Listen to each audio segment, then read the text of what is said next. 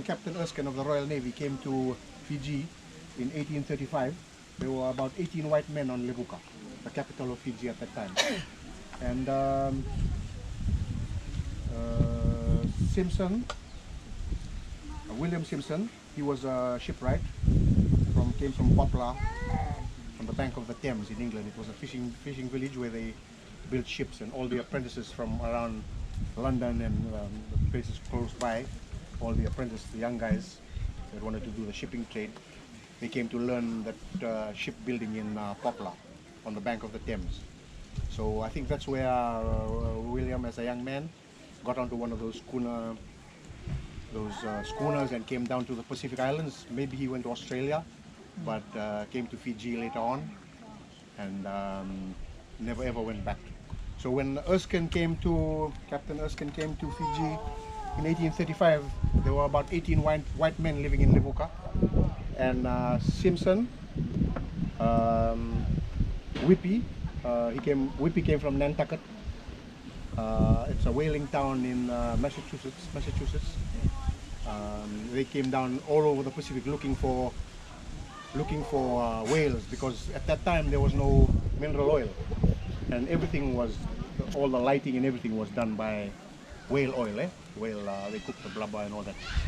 And when Whippy came down to Fiji, that was the time of the sandalwood trade, the whaling, and the biche de mer. That's what brought all the white men and the Chinese to Fiji in that time, because of the sandalwood, biche de mer, and whales.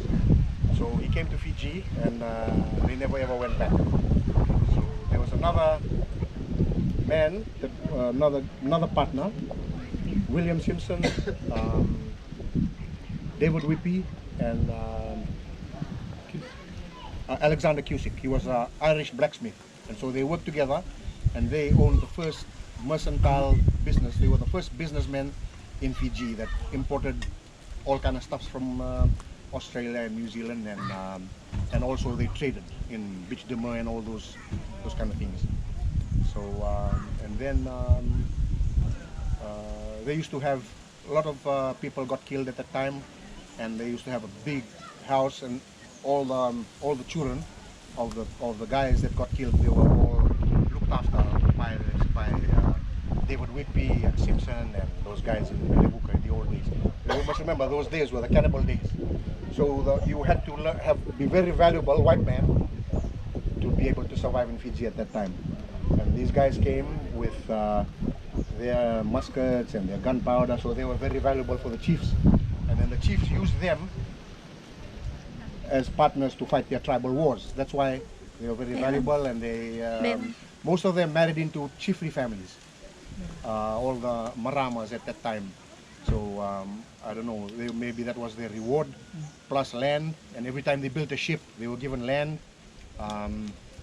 David Whippy got Wainunu, which was 9,000 acres, and he took all the Simpson family over there. So we began from Wainunu.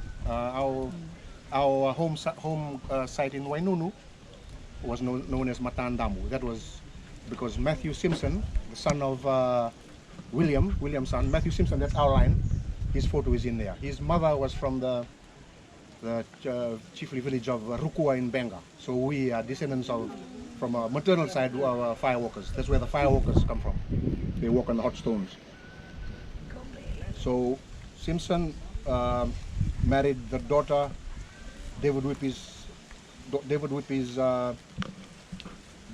Jr., his daughter, and her mother was Mary Cusick, one of the Irishmen. So, and that's where our line came from. So when they shared the land in Wainunu, Emma Whippy, our grandmother that's buried in the back there, Emma Whippy got 1,000 acres, her share, because she was the eldest of the Whippy siblings, from David Whippy Jr. and Mary Cusick. So when they started, he was a shipwright, and he passed it on to his son, and Grandpa Matthew was a captain. He sailed regularly to the Vanuatu, Solomons. In those days they had the blackbirding trade, and there were men that went out there and got the guys to come down and bring men from the Solomon Islands to come down and work in Fiji. So that was the blackbirding trade. And a lot of we have a lot of Solomon descendants that lived in Fiji. That was before the indentured time, before the British brought in the indentured laborers. And what was I going to say?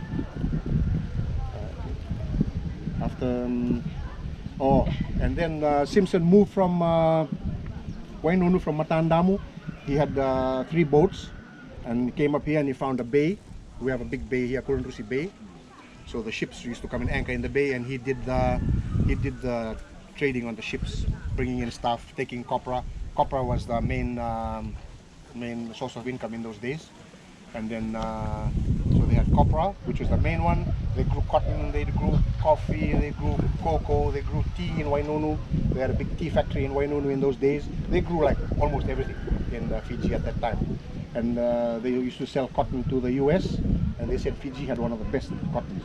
Best, yeah, they used to sell cotton. The price was very good. It was during the American Civil War, and they, you know, sort of there was some kind of a war, and their cotton production went down. So Fiji used to supply them with cotton, and then they came in the Kuladrusi there in 1900. They bought Grandpa Matthew bought Kuladrusi for 1,300 gold sovereigns, a pound an acre. This was 1,300 acres. So he bought this one. He was quite wealthy because he had the boats. He bought Kuladrusi for 1,300 pounds. 1 gold sovereign is 1 pound. He bought Watundamu estate, that was 200 acres. And then he bought, you know where the Corosani is now, Kontiki Resort, that was his. And then he owned Belengo. And then he owned 2 properties in Levuka. So they were quite wealthy at that time. And then, yeah, he bought this one over, bought Kuladrusi of a white man, Mr. Keen. He wasn't very friendly with the natives, so he couldn't like, he didn't like it, so he gave it to, sold it to our grandfather Matthew. That house was built maybe in the 1830s. This one, that's the original house. This is the original house.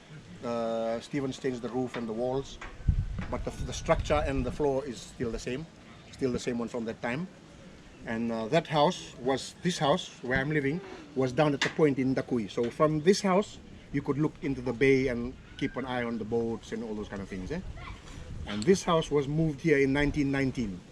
Uncle Bill told me that he moved the house, he was one of the workers when he was 17 years old, 19 years old. He moved the house here from Dakui, which is the point down on the bottom side of the bay. He moved it here before he went to New Zealand. He went to New Zealand on Oriana in 1919 and joined the New Zealand Army during the Second World War. He was one of the, he joined the army. So, I think Frederick told us a bit about the church and the history of the church. But the church was built in 1905, so that Grandpa and them could get, Grandpa William could get married in it, and also they got caught up in a storm, and there was their life must have been in danger.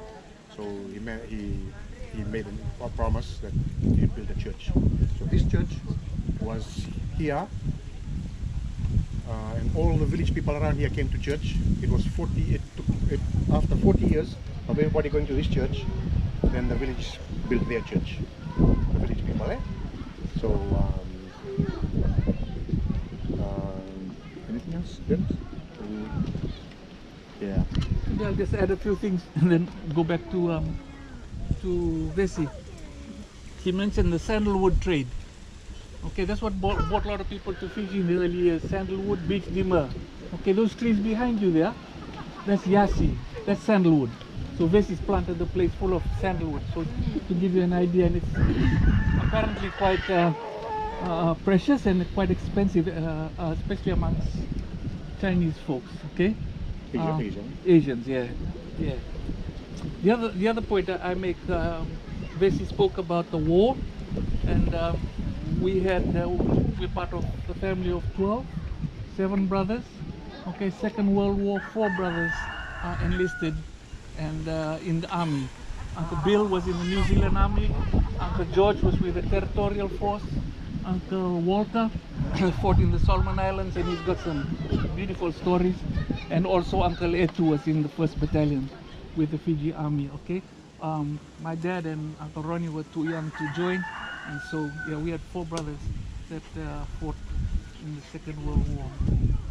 Who do you got? Any questions?